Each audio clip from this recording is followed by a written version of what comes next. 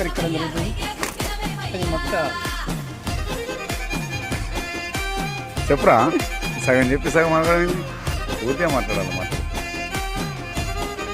media పరంగా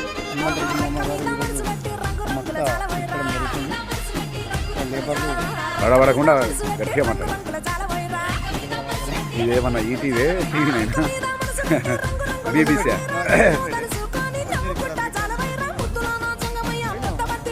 పోయింది